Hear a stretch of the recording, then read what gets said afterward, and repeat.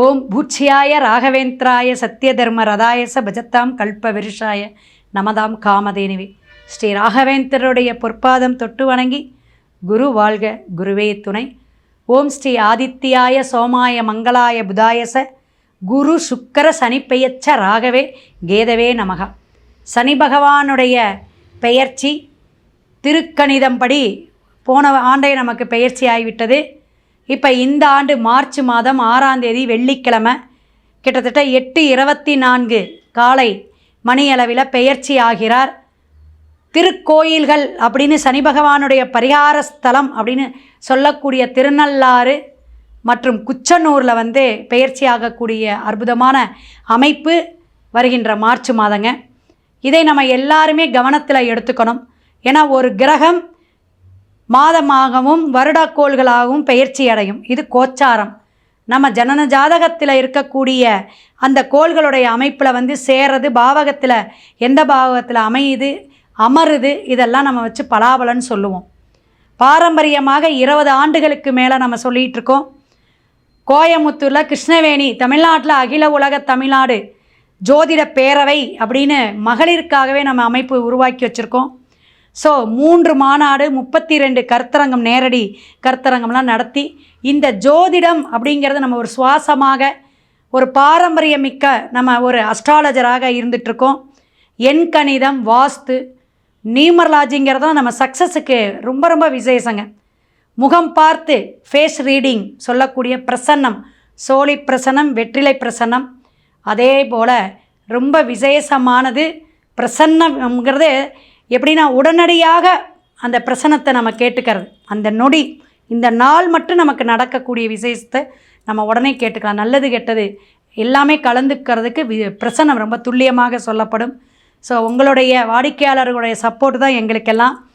இப்படி சனிப்பெயர்ச்சி நமக்கெல்லாம் எப்படி பலாபலனை தரும்? கும்பத்திலிருந்து மீனத்துக்கு பெயரக்கூடிய சனி பகவான் வாக்கிய பஞ்சாங்கப்படி பெயரக்கூடிய அமைப்பு மேசம் முதல் மீனம் வரை ஒவ்வொரு ராசிக்காரர்களுக்கும் பரிகாரத்துடன் துல்லியமாக நம்ம சொல்கிறோம். எல்லாம் நோட் பண்ணி வச்சுக்கோங்க. சனி பகவான் மார்ச் மாதம் பெயர்ந்தாலும் கிட்டத்தட்ட 1 மாதத்திற்கு முன்னாடியே அவருடைய பலாபலனை சொல்லக்கூடிய அமைப்பிலையும் அவருடைய விசேஷங்களை எடுத்து சொல்லக்கூடிய அமைப்பு மைனஸ் ப்ளஸ் இரண்டுமே நமக்கு கலந்து கொடுக்கக்கூடியவர் தான் தொழில்காரகர் என்று சொல்லக்கூடிய சனி பகவான். அவரை பற்றி நம்ம ஒவ்வொரு ராசிக்கும் சொல்லலாம். வாங்க வீடியோக்குள்ளே போகலாம். கும்பராசி நேயர்களே, 2026 வாக்கிய பஞ்சாங்கத்தில் இந்த சனிப்பெயர்ச்சி உங்களுக்கு எப்படி இருக்கும்? நல்ல ஒரு ராகு பகவான் ஜென்மத்திலேருந்து அலைஞ்சு திரிஞ்சு கிடக்கிறோம். உடம்பு வேற ரொம்ப படுத்துது ஒரு சிலருக்கு. ஆனால் ஒரு சிலர் வெளிநாடு வெளியூர் பயணமெல்லாம் போயிட்டேன்னு ஜாதகம் பார்க்குறாங்க. வெளிநாட்டுக்கு நீங்கள் சொன்னீங்க மேடம், போயிட்டேன், இப்போ வந்துட்டு உங்கள்கிட்ட ஜாதகம் பார்க்குறேன் அப்படிங்கிறவங்கள கும்பமெல்லாம் இருக்காங்க நிறைய பேர். ஸோ உங்களுக்கு இந்த சனிப்பெயர்ச்சி என்னத்தை தரும்?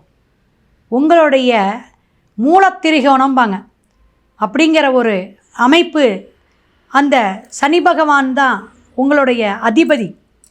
அப்போ 2ஆம் இடத்துக்கு, குடும்பஸ்தானத்துக்கு, வாக்குஸ்தானத்துக்கு போய் அமரக்கூடிய அந்த வாக்கிய பஞ்சாங்கப்படி சனி பகவான் நல்ல ஒரு விஷயத்தை எப்படின்னா அப்படியே தெளிந்த நீரோட மாதிரி ஜலராசியில் அமருதில், அப்போ தெளிந்த நீரோட மாதிரி போகக்கூடிய அமைப்பு உண்டு.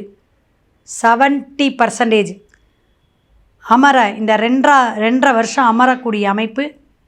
பல விஷயங்களில் குடும்பத்தில் மாற்றம் வண்டி வாகனம் வீடு சேஞ்சு பண்ணுறது, இந்த வாடகை வீட்டுக்கு போகிறது, வீடை ஆல்ட்ரேஷன் பண்ணுறது, வீடு மேலே நான் மாடி கட்டுறேன்னு சொல்கிறது, இடித்து நான் எவலேஷன் பண்ணுறேன்னு சொல்கிறது, பல விஷயங்கள் உண்டுங்க. அப்போ உங்கள் ஜென்மத்துக்கான அங்கே போய் குருவோட இடத்துல அமரும் பொழுது சில விஷயங்கள் உங்களுக்கு புதுமையாக இருக்கும். புதுசாக உங்களுக்கு ஒரு தொழிலோ அல்லது வருமானமோ வரும். நல்லா கேட்டுக்கணும். கோடீஸ்வர யோகம் இல்லைனாலும் இந்த லட்சாதிபதி யோகம் உங்களுக்கு வர வாய்ப்புகள் உண்டு. ஆனால் உங்கள் ஜனன ஜாதகத்தை பார்த்துக்கணும். அதில் சனி பகவான் குரு எப்படி இருக்கார், என்னென்ன விஷயத்தை கொடுக்குறார், மாற்றத்தை கொடுக்குறார். தொழில், ஆயுள், ஆரோக்கியத்தை எப்படி சேஞ்ச் பண்ணுறார் அப்படிங்கிறத கும்பராசி நேயர்கள் எல்லாம் விழிப்புணர்வுடன் தெரிஞ்சுக்கக்கூடிய காலகட்டமாக இந்த பெயர்ச்சி உங்களுக்கு இருக்குங்க. அப்போ 2ஆம் இடத்துல உங்கள் வாக்கு, பேசக்கூடியதில் கவனம் தேவை. கடுமையான சொற்களோ தேவையற்ற வாக்குவாதமோ தவிர்க்கணும். கும்பம், குடும்பத்தில் யார் எது சொன்னாலும் சரிங்க சரிங்க சாமி அப்படின்னு போயிருங்க. அதனால் உங்களுக்கு பிரச்சனை வராது. நீங்கள் ஏதாவது ஒன்று சொல்ல போய் மனசுக்குள்ளே நல்லதாக தான் நினச்சி சொல்லியிருப்பீங்க, அது வில்லங்கமாக போய் முடியும். சிலருக்கு வம்பு வழக்கு, கோர்ட்டு கேஸு வரலாம். ஏன்னா ராகு ஜென்மத்தில் வேறு இருக்கார்ல, கொஞ்ச நாளைக்கு இந்த டிசம்பர் வரையுமே இருக்கார். அதனால் பல விஷயங்களில் கவனமாக இருக்கணும். உங்களுக்கான பரிகாரம் அப்படின்னு பார்த்தீங்கன்னா கும்பராசிக்கு திருவிடைமருதூர் போயிட்டு வந்துருங்க. சனிக்கிழமை அல்லது எனக்கு போக முடியல அப்படின்னா வியாழக்கிழமை போயிட்டு வரலாம். போயிட்டு அங்கே சாமி தரிசனம் பார்த்துட்டு ஒரு வழியில் போய் இன்னொரு வழியில் வரணும். சிவனுக்கு அபிஷேக பொருளும் ஒரு வஸ்திரமும் வாங்கி கொடுத்துருங்க. வெளியே வந்து ஒரு 5-6 பேர்த்துக்கு உங்களால் முடிஞ்ச, ரொம்ப ஏழையாக இருக்கக்கூடிய பிச்சாண்டிகளுக்கு உங்களால் முடிஞ்ச கையில் சாப்பாடு வாங்கி உங்கள் கையால் கொடுங்க.